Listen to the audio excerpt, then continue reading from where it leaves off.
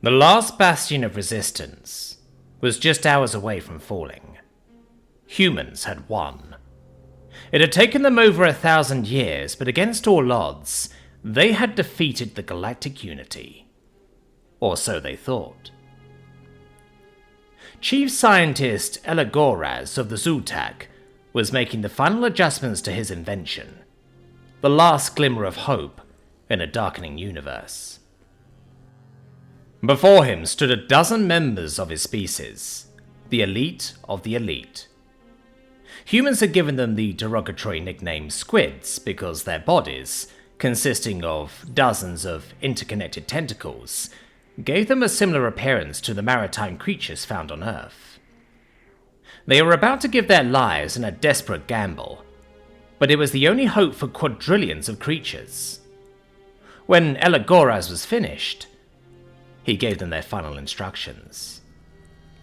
"Hatch brothers," he began. "You have been briefed. Me and my team have been working on this project for the past century. It is the only hope we have left to stop and defeat the scourge that has been plaguing us for the past millennium. Once you step into this machine, each one of you will be transported to the most vulnerable time periods in human history. There you must wreak as much havoc as possible, derailing their development. Sadly, none of you will ever return. With high certainty, most, if not all of us, will cease to exist. But, on behalf of the trillions of creatures that have perished in this horrible war, and on behalf of the quadrillions of enslaved, we have to act." The battle cry of the 12 Zulat was all the confirmation Elagoras would ever need. He activated the time machine, which would transport each Zulat to the most vulnerable periods of human history. Or at least, of the time periods they knew about. The room was lit in bright, pulsating light. 1st July, 64 AD. Rome, Italian Peninsula. Emperor Nero Claudius Caesar Augustus Germanicus was tired. The discussion with his generals had taken far too long for his liking. All he wanted to do now was to sleep. And sleep he would. Agent vapor was slowly crawling through the Emperor's nostrils in order to reach his brain. For Zulat were the smallest sentient creatures in the known universe, barely as large as a human ant. To compensate for their lack of physical power, nature had gifted them psionic powers. If close enough to another sentient creature's brain, they could alter and rewrite their host's mind, gaining close to total control over their actions. While the brainwashing was underway, Nero experienced one of the worst nights of his life, filled with pain, nightmares, and headaches. When he awoke, the young emperor was no longer himself, but a husk filled with hatred and insanity. He giggled. "Burn. They will all burn, burn, burn, burn, burn, burn, burn." Summer, 400 AD. Kyrgyzstan, Central Asia. Yersinia pestis was a rather harmless bacterium. Agent Astorov was about to change that. Using the best available biotechnology of his time, he altered the little creature's DNA, turning it into a deadly bioweapon specifically designed to infect and exterminate human hosts. For months, he infected every animal and human he came across, spreading the newly formed disease. Perhaps it would take a century, perhaps a millennium, but eventually the bacterium would mutate and kill a large portion of unsuspecting humanity, perhaps most of them. 10th November, 1918 AD, Pacewalk, Germany. Adolf Hitler had enough from war. Damned be the Emperor, damned be Germany, damned be the war.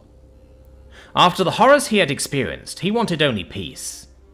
He wanted to paint pictures and write books about the evils of war, in order to help future generations prevent such senseless mayhem.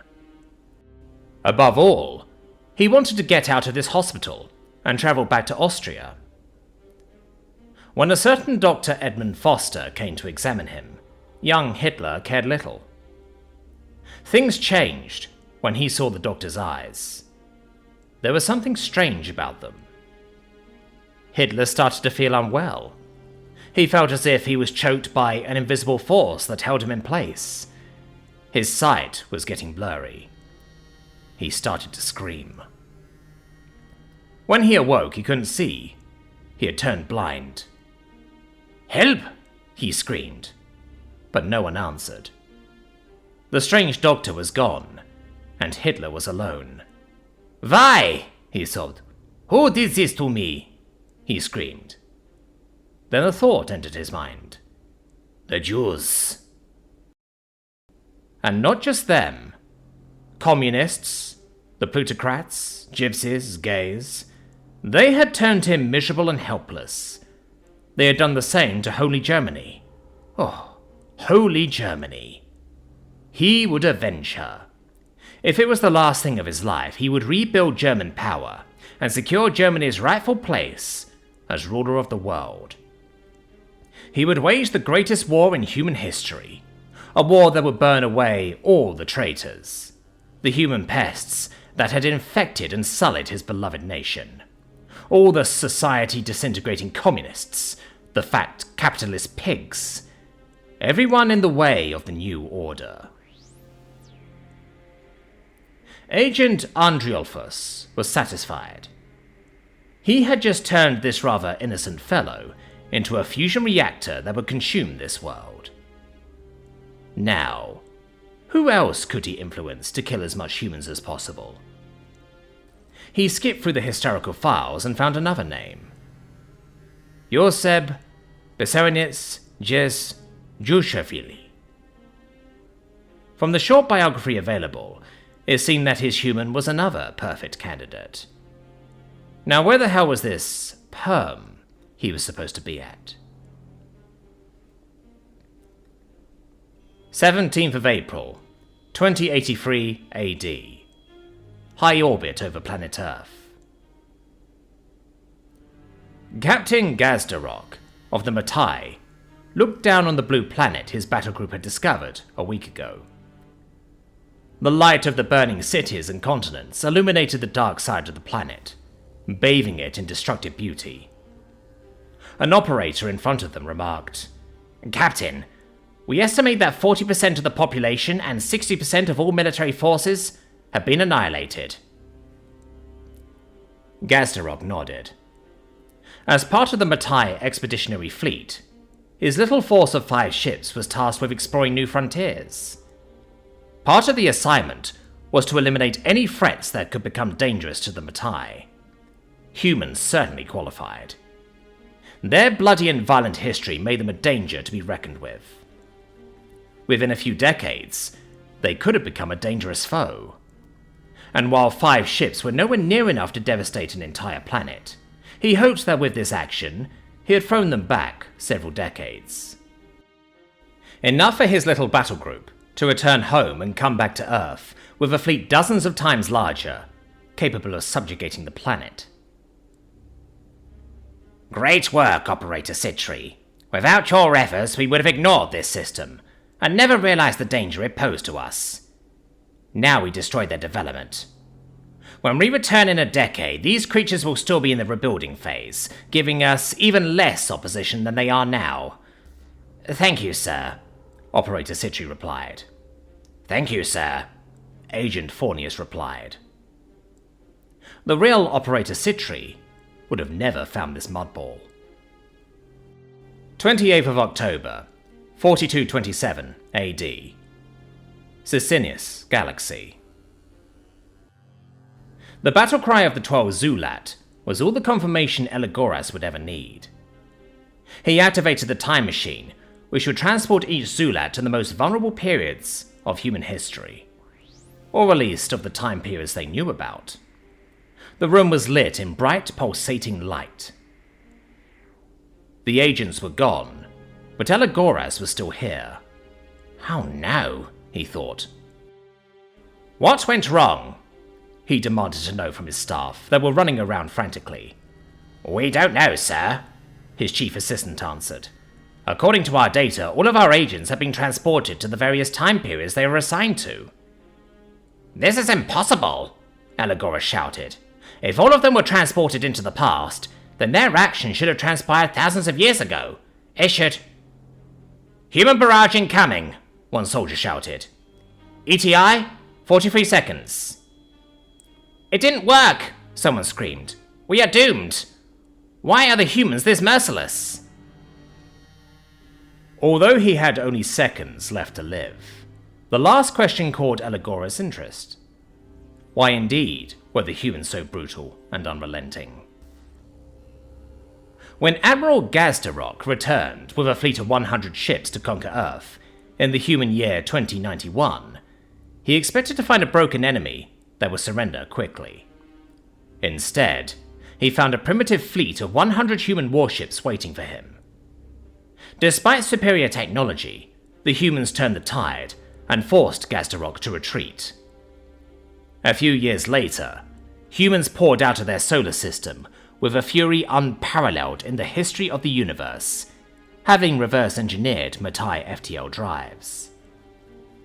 Within a few short centuries, they have subjugated their home galaxy. After that, they turned their attention to the rest of the local group.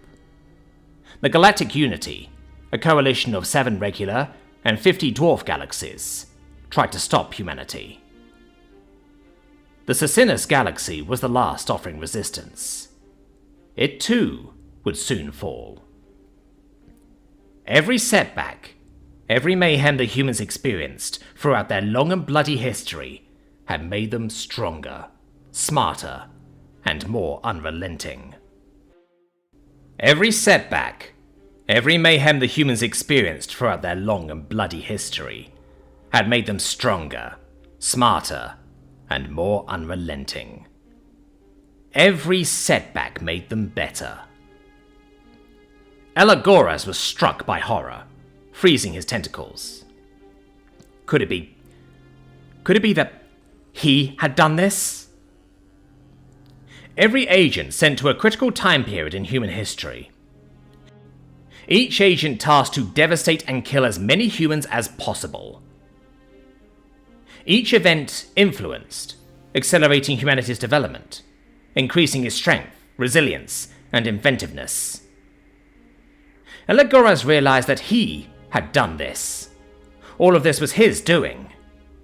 It were his agents that had fueled human development, that had caused humanity's brutal expansion. He had been the cause, and this was the effect. The past cannot be manipulated. History cannot be changed, because it already happened. ETA 10 seconds, someone shouted. Elagoras closed his eyes and smiled the last sarcastic smile of his life.